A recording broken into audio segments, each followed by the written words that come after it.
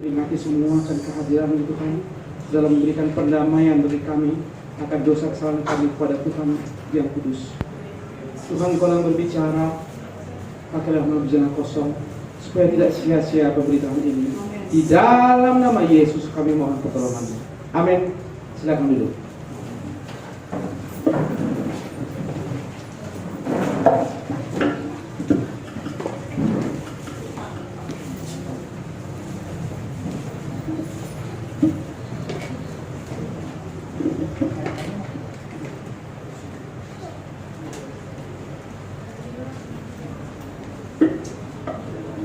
Sesuai yang diberikan kepada saya, kuberi yang terbaik. Firman Tuhan kita ambil dari Matius 2 ayat 11. Kita sebaiknya sama-sama baca karena satu ayat saja.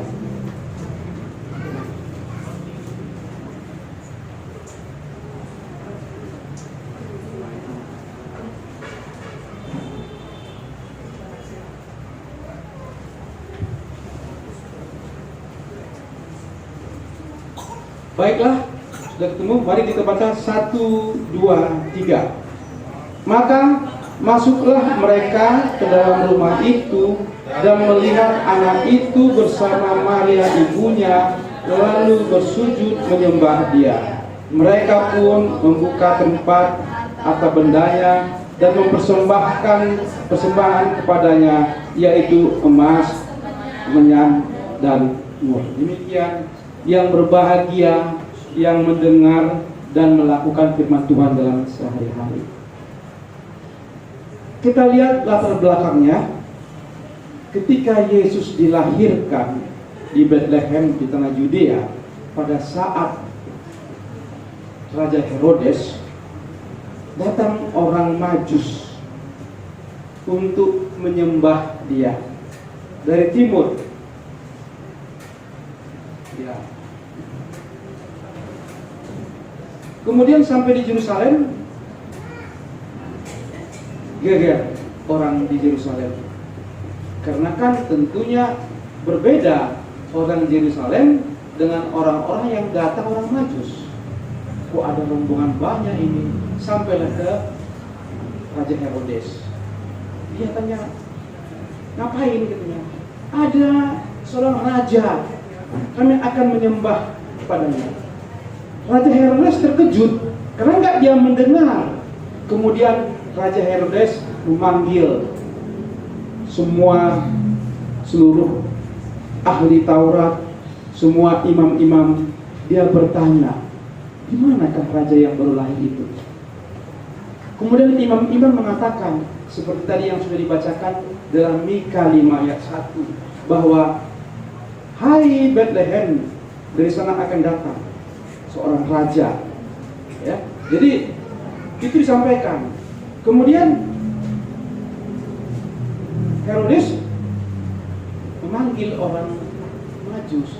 Dia tanya, dari mana kalian dapat petunjuk bintang? Kayak mana sih bintang itu?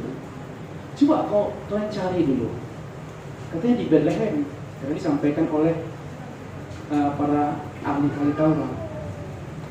Dan kalau sampai nanti di sana, tolong beritahu saya akan datang menyembah. Jadi kembali di sana, singgah kemari. Padahal sebenarnya ada maksud tidak baik bagi Herodes. Kenapa nggak maksud tidak baik?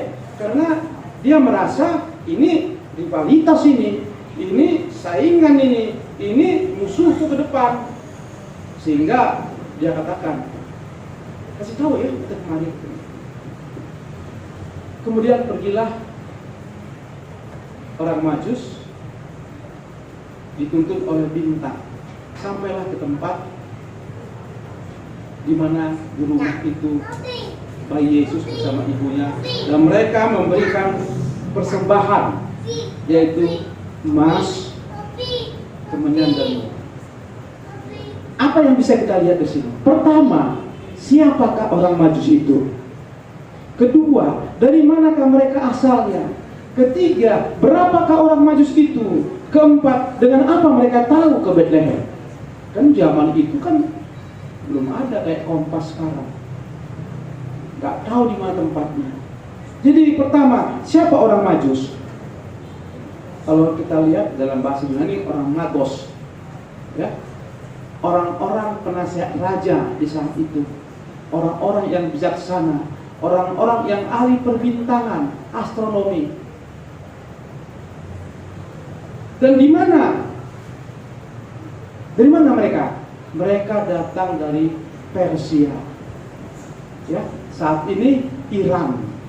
Jaraknya kurang lebih 1.500 km dari Iran sekarang ke Yerusalem. Kemudian berapa orang sih mereka?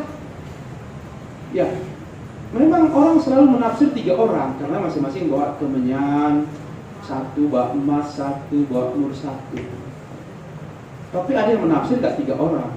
Kalau ada pesta seorang Batak, dia bawa entah ikan emas, kan gak 1 orang bawa, rombongan kan.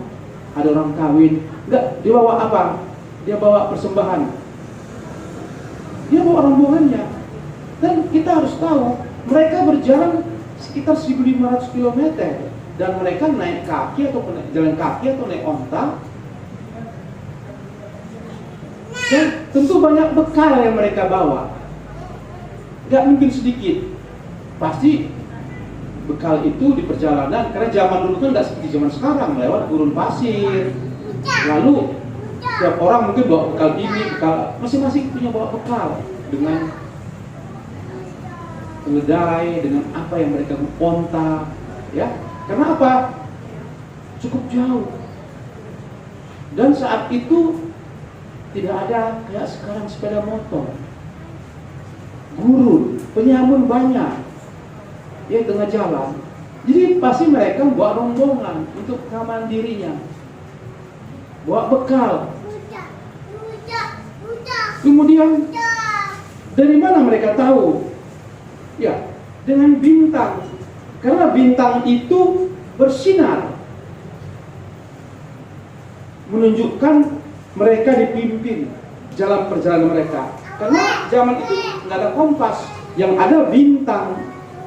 Sehingga dengan bintang itulah mereka datang dan memberikan persembahan emas, kemenyan, dan mur. Apa artinya itu? Emas itu saat itu adalah barang mahal.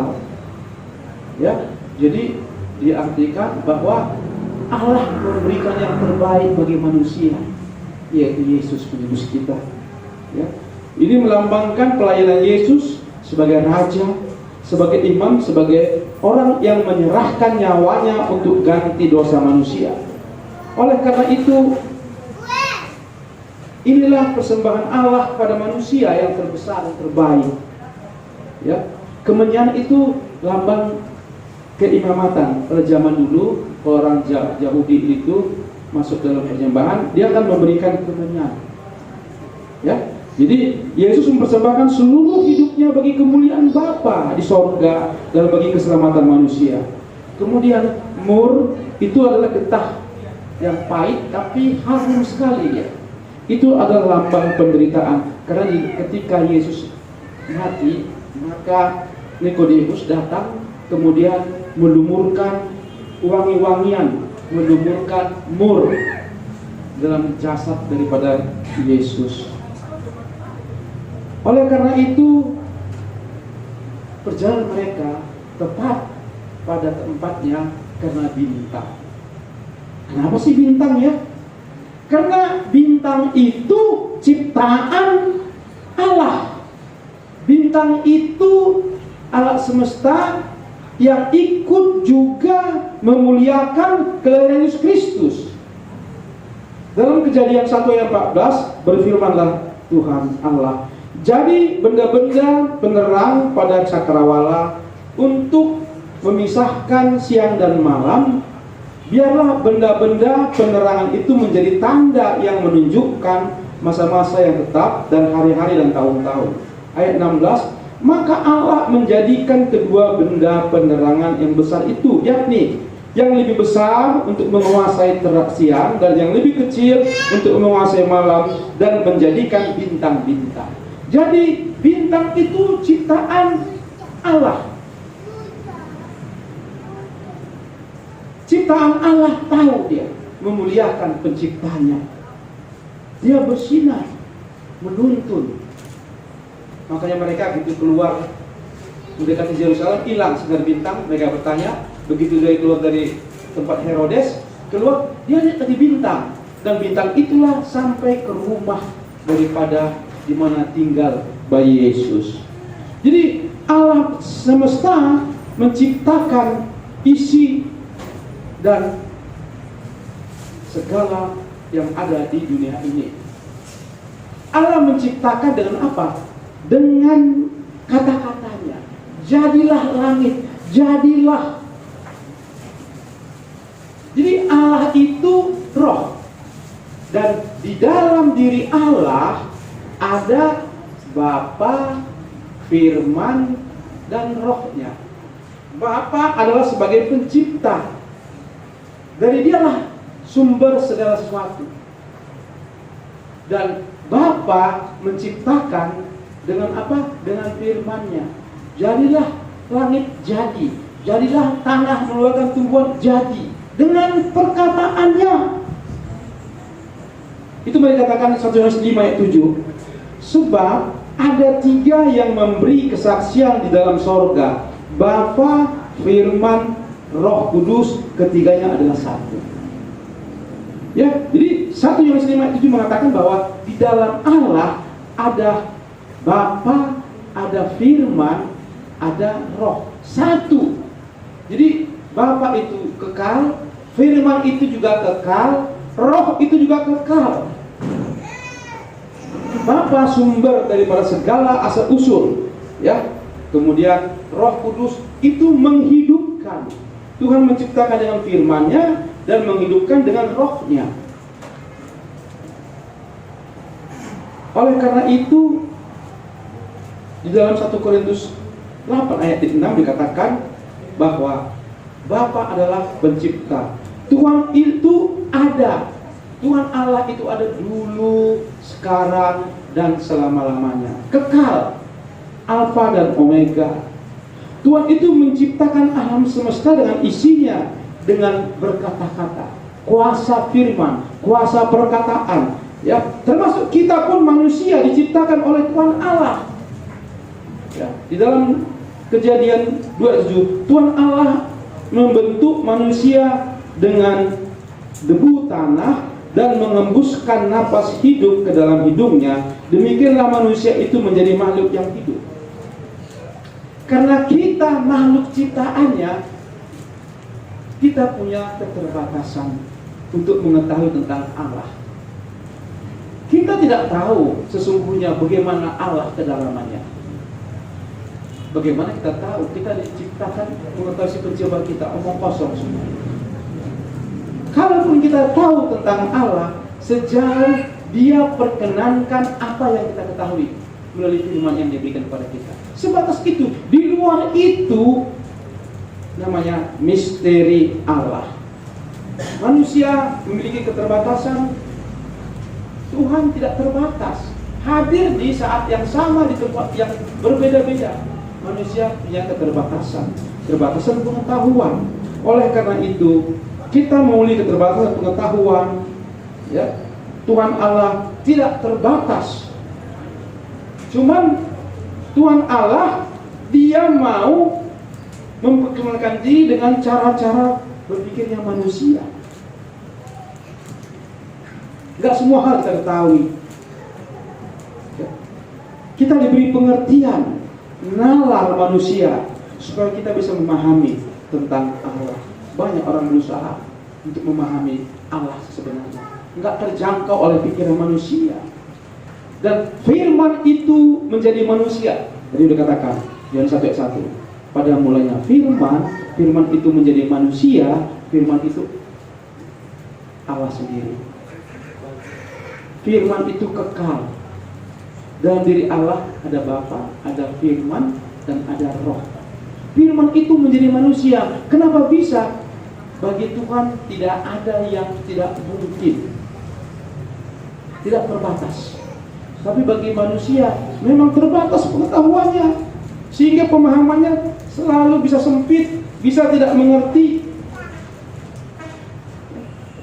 Jadi firman itu yang ada di dalam diri Bapa keluar dari diri Allah, turun dari sorga, datang ke bumi, mengambil tubuh manusia. Maka Yohanes 6 ayat 38 dikatakan, sebab aku telah turun dari sorga bukan untuk melakukan kehendakku, tetapi untuk melakukan kehendak Dia yang telah mengutus aku. Jadi firman itu keluar dari diri Allah, turun ke dunia ini, mengambil tubuh manusia.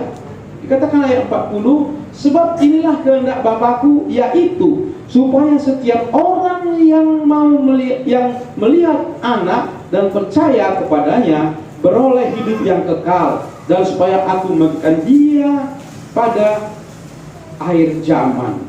Jadi firman itu ya Allah sendiri turun ke dunia, ya, mengambil tugas karya penyelamatan. Karena begitu besar kasih Allah terhadap hidup manusia.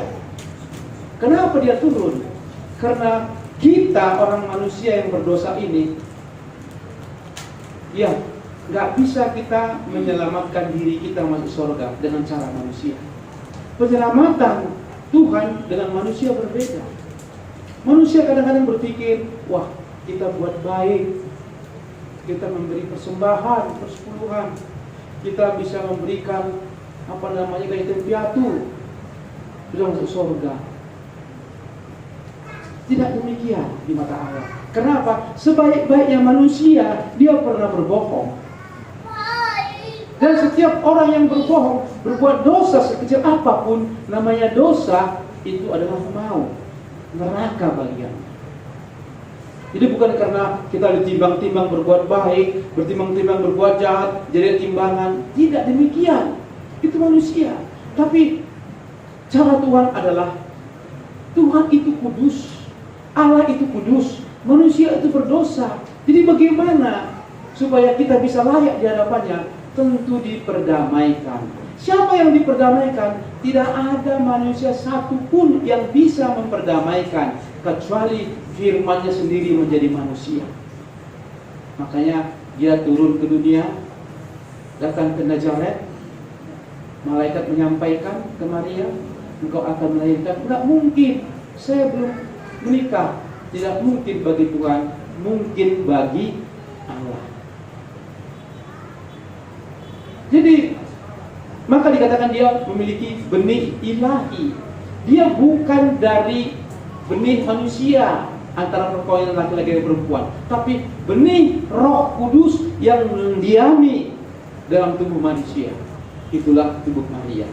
Karena dia punya karya penyelamatan untuk menebus kita, orang-orang yang berdosa. Agar apa? Agar kita layak. Maka dikatakan Tuhan, kata Yesus, akulah jalan dan kebenaran. Tidak ada seorang pun datang kepada Bapa selain daripada Yesus. Nggak ada yang bisa datang ke Bapa. Dia akan datang dari surga, datang ke dunia ini, dan membawa kita juga dari dunia ini ke surga. Karena dia yang memiliki surga, dan dia berasal dari sana, dia yang memiliki kekalan. Tadi katakan, begitu besar kasih Allah, sehingga setiap orang yang percaya kepadanya tidak binasa, melainkan hidup yang kekal. Bagi mereka yang percaya. Ada yang tidak percaya? Ada. Karena mereka menggunakan akal pikirannya, rasionalnya. Dimensi spiritual bukan semata-mata menggunakan akal pikiran.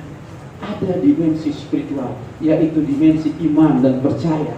Maka kata Tuhan, berbagai orang tidak melihat, namun percaya. Itulah spiritual. Oleh karena itu, yang disebut firman menjadi manusia cuma satu-satunya, maka disebut anak. Jadi Bapa dan anak bukan punya pemahaman biologis, tapi pemahaman teologis. Gak ada Bapa melahirkan anak, tetapi secara teologis. Ya, disebut anak tunggal Bapa. Ya, firman itu cuma satu-satunya, cuma tunggal itu saja. Maka disebut anak tunggal. firman jadi manusia cuma dia sendiri, tunggal. Maka disebut anak tunggal Bapa, anak tunggal Allah. Firman yang menjadi manusia, tugasnya ke dunia adalah menyelamatkan, memperdamaikan, supaya kita yang percaya dosa kita dapat diampuni, dapat diselesaikan dengan cara pendamaian, yaitu disalib. Ya memang orang bilang, ya kalau Yesus mati, berarti Tuhan mati dong. Kemanusiaannya mati pengganti kita yang berdosa, tapi keilahian tetap ada. Dimanapun dia ada, dia kekal. Kemanusiaannya mengganti dosa kita, darahnya mencucikan segala dosa kita. Caranya tentu kita percaya dan yakin.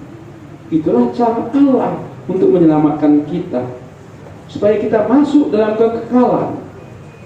Oleh karena itu, kita pahami, kita memperingati bagaimana Allah turun ke dunia, yaitu firman-Nya menjadi manusia dan datang ke dunia untuk memperdamaikan kita. Dan telah dibuktikan bagaimana orang-orang Majus beribu kilometer, 1.500 kurang lebih 1.000 kilometer, datang dia, taat dia, menyembah, memberikan yang terbaik bagi Yesus. Bukan sebulan 2 bulan perjalanan mereka. Para teolog mengatakan hampir 2 tahun dia. Itu makanya ketika datang Herodes tidak kembali orang Majus, dia keluar lagi dari jalan lain, diperingatkan lewat mimpi, marah Herodes. Semua menangkap dia nggak bisa, karena dia sendiri lari berangkat ke Mesir. Artinya apa? Herodes langsung memutuskan setiap umur anak-anak di bawah 2 tahun bunuh, dengan harapan supaya Yesus sekitar di bawah 2 tahun mati terbunuh. Itu perintah Herodes, karena dia kecewa di mana orang Majus tidak lagi lewat singgah ke Yerusalem, tapi melalui jalan lain. Ini ditunjukkan suatu kerendahan hati oleh Majus. Kenapa kerendahan hati? Dia jauh datangnya, dia taat akan petunjuk di mana bintang sebagai alam pencipta dari ciptaan Tuhan ikut juga memuliakan Tuhan. Dia taat. Ini penting bagi kita, ketaatan dalam mengikuti Yesus Kristus. Dia mencari Tuhan dimanapun dalam hidup ini. Kalau kita mencari Tuhan dalam kesukaran apapun dalam hidup ini, percayalah, Tuhan tidak membiarkan kesulitan Bapak Ibu sekalian. Asal segenap hati, kesembuhan luar biasa,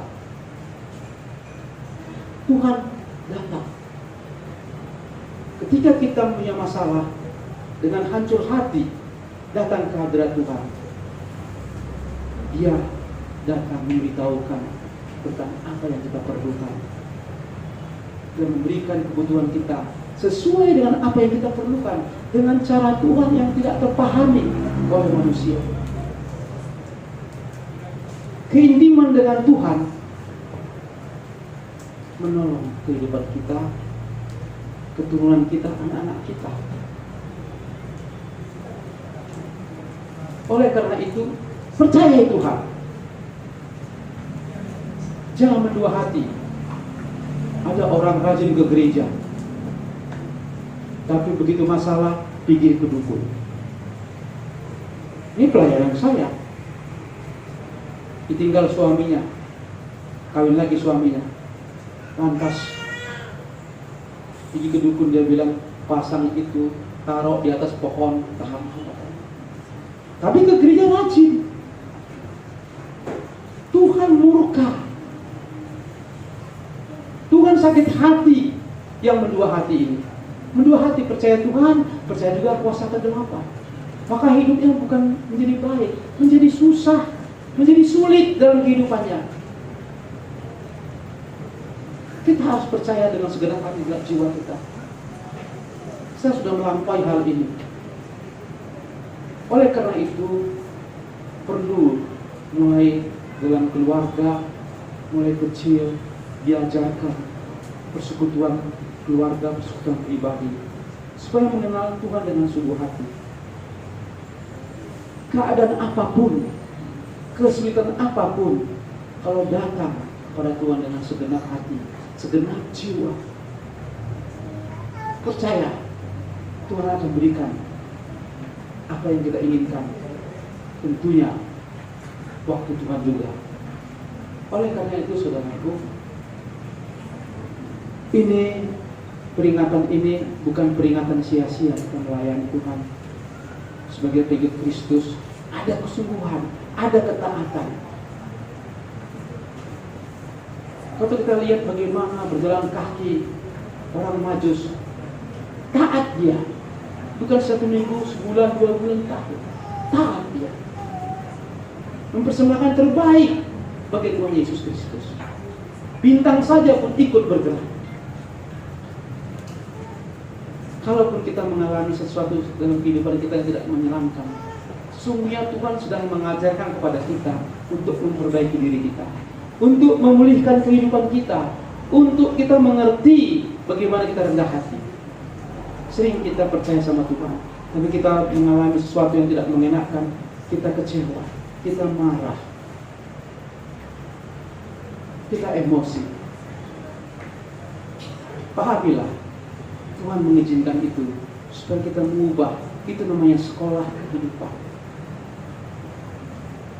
Kita perbaiki diri kita supaya kita diberkati masa depan kita, anak-anak kita, keturunan kita. Janjinya ya dan amin.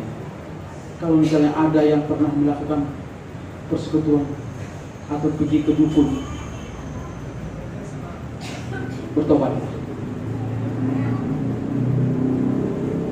Bila ada yang perlu pemulihan, dapat saya doakan. Tuhan Yesus memberkati kita. Amin. Mari kita berdoa.